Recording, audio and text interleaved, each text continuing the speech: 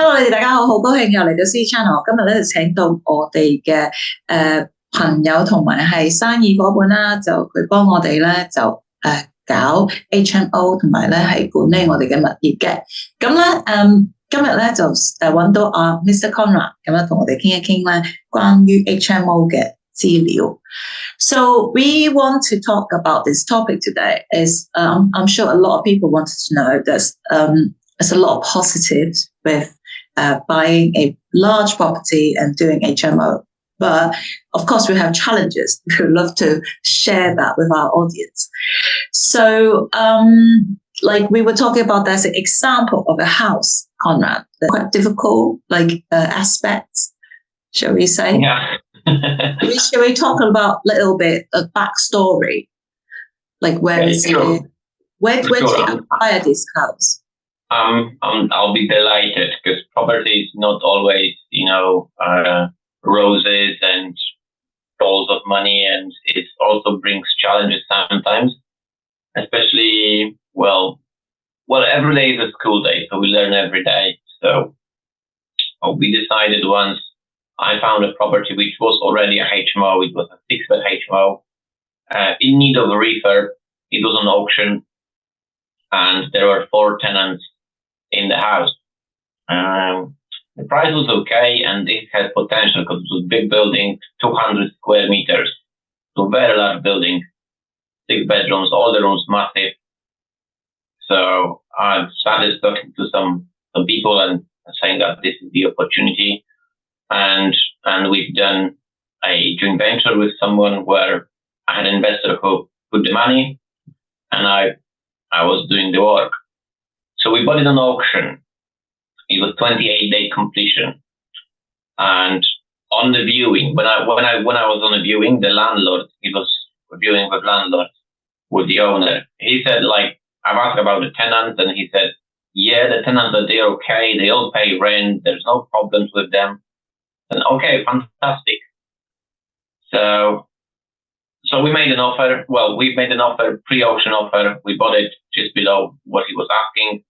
We ran the numbers still stuck. And so we had a plan. Okay, so we'll give all the tenants, Section 21 means we'll evict them, empty the house.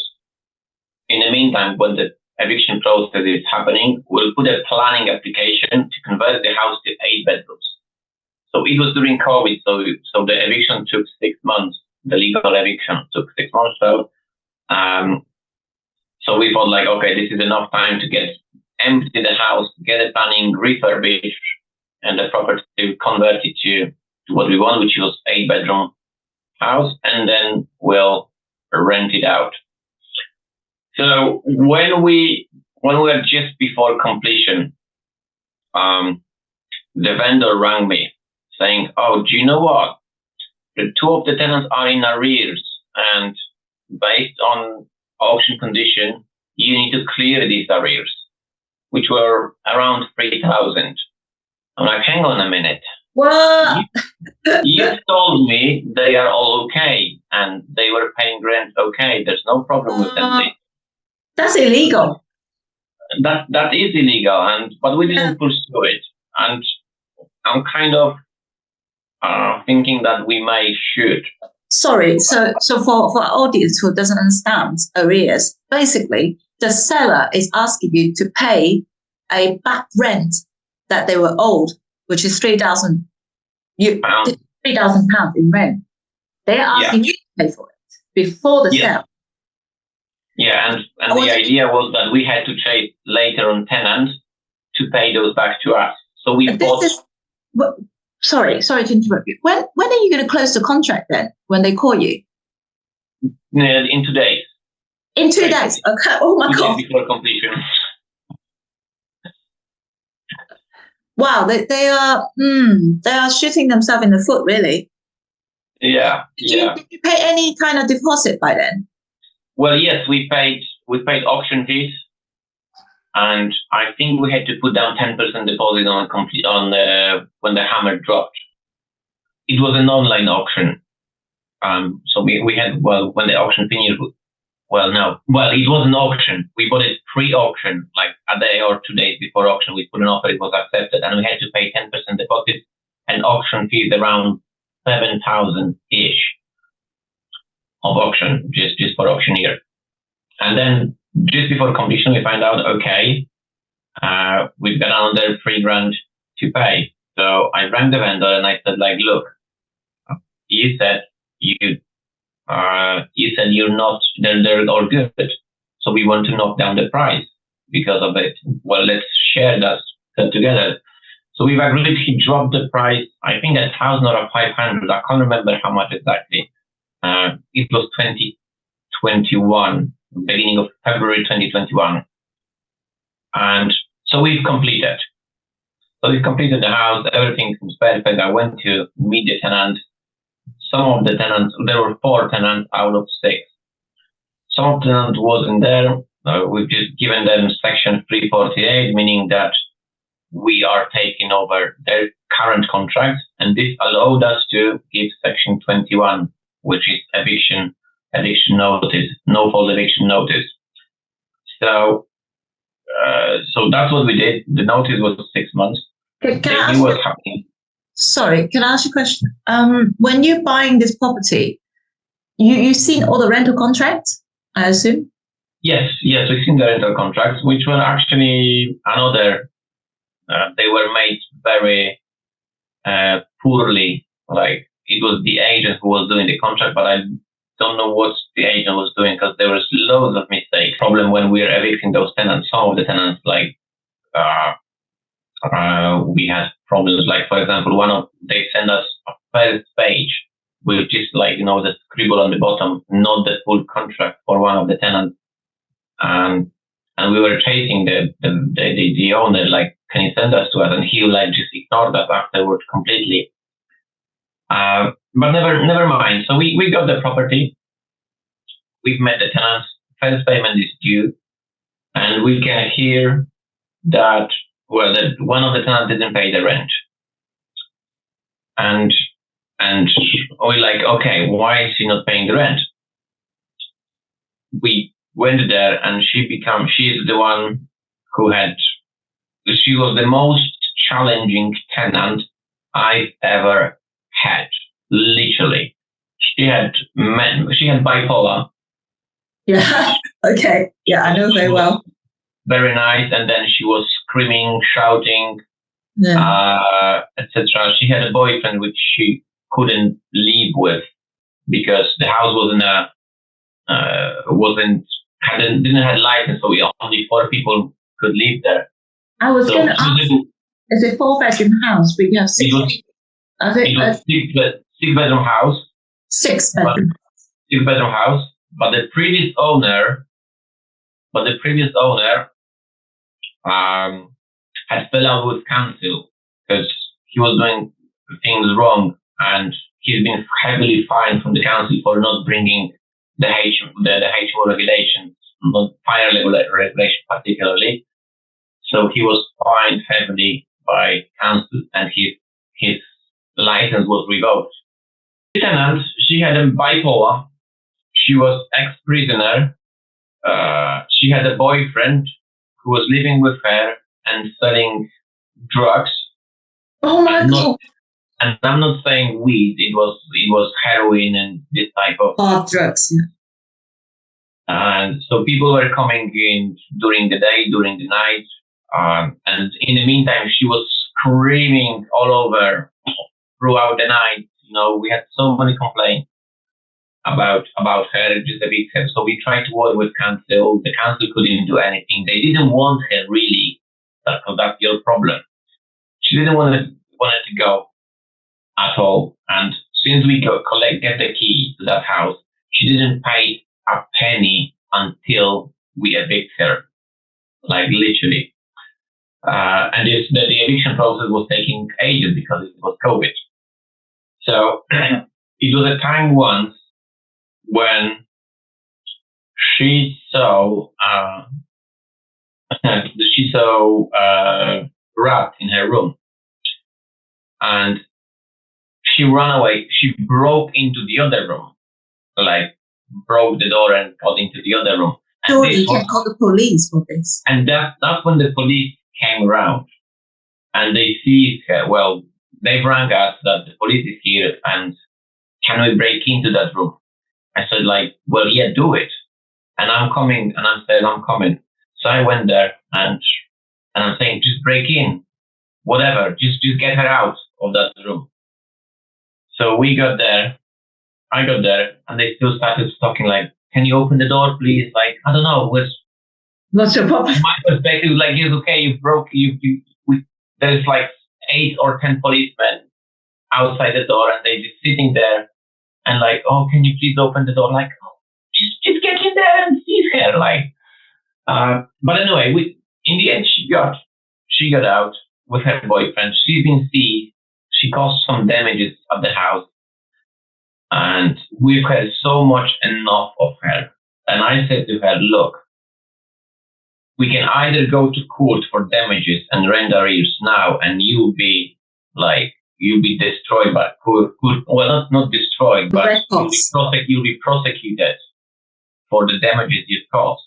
Or you can sign tenancy surrender now, and you're leaving at this present moment.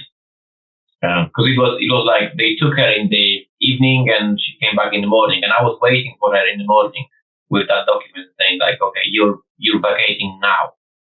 So out of all this, did you have legal advice? Oh yes, the court case was ongoing with solicitors. Solicitor was handling the case, but it was just taking, so the section 21 was taking 6 months. And then the court proceedings another few months, like, and from the decision which would be made with another month, and then if she decided still not to go, it's another like bailiff, so it can take 12 months. Well, it could during COVID. We had a planning rejected because we had a Hmo officer recommended approval.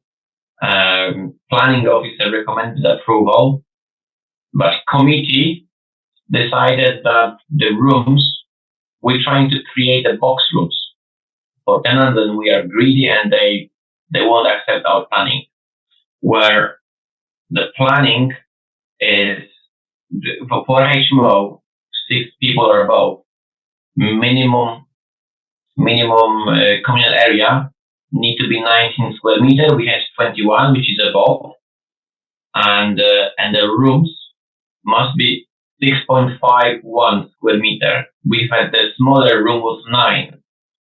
Bigger, big room. So it's actually 2.5 square meter. It's quite a lot, but they just out of nowhere, without knowing anything, just disapproved planning. So what we did, we said to tenants who were renting there, okay, you can stay a bit longer, that's fine. We'll appeal the decision. So we had another tenant who was also ex-prisoner. He was paid by council. Then we started having problems with him. In the end, he started threatening me, my family, that he's gonna chase me till the end of my days, etc., things like that. For what? Sorry, for what? Because we were chasing him for a reason, trying to evict him, because he was a problem. He was problem number 2. In the same time, when the first tenant, we evict her room, we needed to refurbish her room because it was trashed completely. So we refurbished that room. We had some viewings for that room downstairs. And we had a couple of people, and one guy particularly, when he went through the door, he took his shoes off, and he was very nice, very kind person. I'm like, oh, that's not happening very often on viewings. So we took this guy, and he was good. He was very nice when he was not drinking.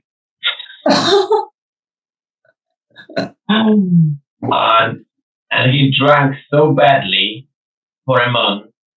It was December. He drank so badly, and his friends started to looking for him.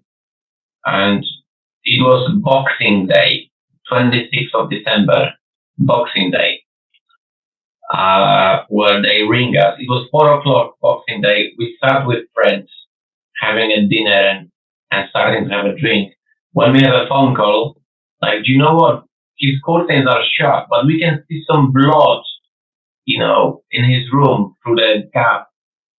Can you give us the code to the room? I'm like, no. When the police comes, we'll give it to them. So the police came around, they rang us. Can we have a code? Yes, you can have a code. They hung up. 10 seconds later, we got a message, he's dead. He literally drank himself to death, and he felt it was like a wash basin, edged one. I think, well, the police said it's, I can send you a link with this incident on the news, that it's unexplained by police, but I think he hit his head for the edged wash basin and bled himself to death on a Boxing Day of Christmas 2021. Oh my God. So meantime we had a panic. You have to burn some sage, like sage for bad luck. Yeah, I'm saying this house is on Druid Street, and I think the Druid has cursed this house particularly. I could say like, oh, I'm done. I can't do it anymore. But I was literally on it and trying to resolve the issue. So, and they knew that it's not really my fault. This can happen to anyone. But what happened that all of those, I had people telling me like, what you had in this house, people like professional landlords didn't have for 20 years, which I know is true. And we finally got him out. He moved out, and we started the refurb. So we've been refurbishing. We try to make them uncomfortable. So we've been refurbishing downstairs, like kitchen, bathroom. And when the tenants were in, we wanted to get them out, but they resisted so much because they were on such a low rent from the previous owner that they didn't want to go. So we managed to evict them.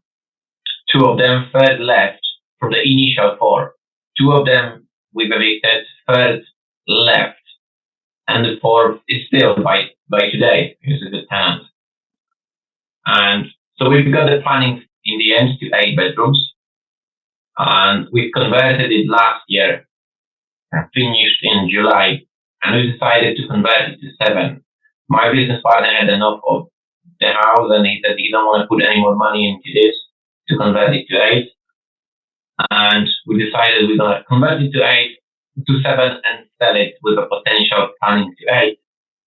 So since then we thought everything is nice and cool. We had a new tenants. Tenants are good. They pay rent. There is no problems with them at all. And we thought like, okay, it's time to sell it because my partner has so much cash. We bought it for cash, and the refurb was funded by cash of my investor. And he said, well, I want my money back now, so let's sell it. I'm like, yeah, I'm okay with that. The house is terrible. So we put it in the market around February, March. I can't remember. Probably March. We sold it in May. And we're still in conveyancing, by the way. We still haven't sold it. Because the buyers solicitors, they told us that, well, your planning is to 8, so under what authority we convert to 7? And we're like, we just part converted it, and that is we sold it as potential to upgrade. And they said, no, you couldn't do it. It was mandatory to convert to 8. And I started asking planning consultant, like, really? Is that really the case? And they said, like, yes, you had to convert to 8. But I thought it was rejected in the first place. Well, so we've appealed that. It was rejected, then we've appealed it. Right. And an appeal, which took another 5 months. It was 11 months in planning, literally. So the appeal went through. It was accepted. So we got a planning to 8 in the end. And we converted to 7, but we we find out that we couldn't. You have to follow the planning. So they advise the buyers, do not buy until the planning is right. So now we should have decision of planning to revoke the planning to 7, to reverse it. And once we got it, it should be decision made by 3rd of October. So once we got it, we hopefully sell this house. Just said, yeah, okay, I can do it. Seriously. I know tenants are okay now. We have no problems with tenants. So I'm happy to do it. But the lessons from it, well, we've learned a lot. First of all, I will never buy a rundown HMO with tenants. Definitely not. Because if it's a rundown house and people are living there, these are, well, rundown tenants. Let's call it this way. They are not good tenants. Rundown house. In a rundown house, there will be same quality tenants as the houses, and they'll bring problems. They'll bring a lot of problems. So this is not the fact. We bought another one in Rugby for our investor. Well, our investors bought it. We found that deal, and it was the same. The house was in a bad condition, and the tenants, when we took over, they were bad tenants. So I would never buy it. I'm not saying this is not good or anything, but I wouldn't want to go for planning once again. Yeah. Sweet spot for HMO is 6 bedrooms. It takes a lot of headache away. Like, because 6 bedrooms, we don't need the planning. We can convert it into development. So we just buy the house, get a consent, and we can do it. And it's just like building a regulation consent. That's pretty much it. We don't need to go for months in planning, etc. So 6 beds maximum, no more, and we can get a good deal and good cash flow from a 6 bed house. What else? Well, definitely. Well, no tenants. I would more carefully choose.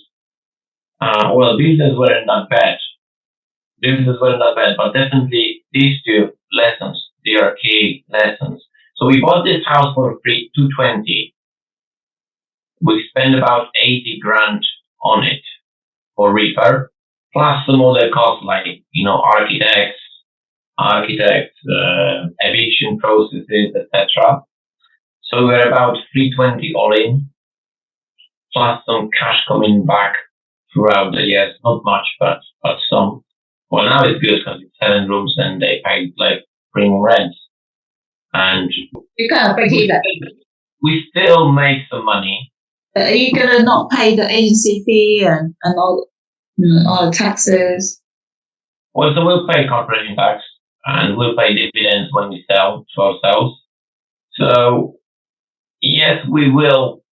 It's not going to be a huge amount of money, not life-changing amount of money, but we'll definitely learn a lot. Yeah. It was the largest project I ever did, 200 square meters. To convert, we put 4 en-suite. We put 4 en-suite, new kitchen, new bathrooms, new carpet, garden. We put like nice patio.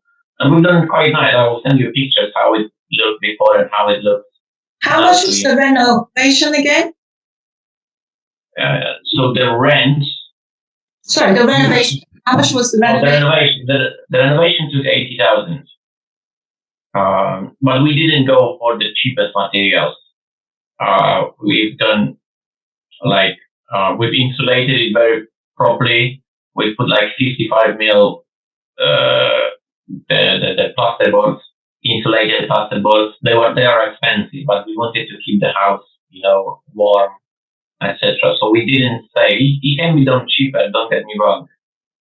We just wanted to do it properly because our idea was to keep it long term. But then after so long, we say let's just sell it.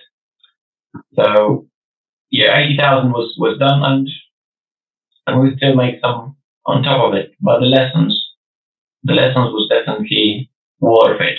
Well, the hassle with tenants is not a pleasant one, but I'm sure it's not. Well, I can't say I'm sure it's not going to happen again, but I will prevent myself for this happening again.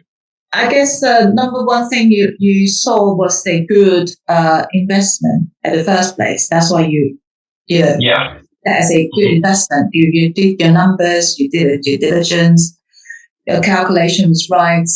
Just that the tenant was a nightmare. The tenant and the planning. So everything we planned initially, nothing went according to plan. So we were sure we'll get a planning. We were sure the tenant will pay rent.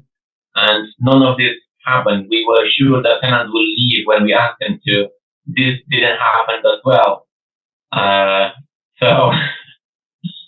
So it's I think anything to do with people is always the hindrance, right? It's really big learning curve. I can see that like you learn a lot. Also, like you recover the losses for your partners. Well, now it was the most. I was getting those tenants out because they really resisted to move out and they were causing a lot of pain. But once we got them out, done the refurb, and rented out, and I found the tenants. We've vet those tenants. We've never had any problems with them anymore. Always rent paid on time, no issue. They got on well together, and so it matters a lot. But with houses, what quality of the house, the quality of the house equals the quality of the tenants. So if we have a shit house, we have shit tenants. The good house will have good tenants, but we were still getting rubbish tenants on the viewings looking to get those properties. I had a guy who came to me and say, I want to see the house and I need it because I'm evicted tomorrow for not paying the rent. I'm like, you're not a suitable person for this room. But we're very carefully, after what's been proved with previous tenants, we were very carefully selecting tenants for this house, well, for all the houses. Absolutely. It's so important. There's just rushing it that's going to make it, I see that with my clients, you have to vet the tenants, so important. Yeah, it reduces the risk. It's better to have a little bit longer an empty house or empty room, but choose the right tenants to save the hassle, save yourself problems. Oh my God, yeah, it's so true. People really rush and they lure into the shiny object. Yeah. If they pay like a 6 months rent in advance and all that, they think, oh, that's a promise of paying rent. Not really. After that 6 months, they stop paying, It happens a lot. Shiny objects never really, work. Yeah, I don't like to be honest with tenants. I disagree 6 months payment because it's in the same time it's nice to get 6 months up front, but then our cash flow is affected, like for the next 6 months. So I'd rather have monthly payments every single month. I know the money's coming. I can plan ahead. Yeah, I agree. Right, this video it's really good to interview Conrad to see the pros and cons or the negative experience kind of turn into good at the end. It's kind of a rocky ride for you, but I think we proved through. Thank you for visiting our channel, and thank you, Conrad, for the really informative interview. And I'll see you next time.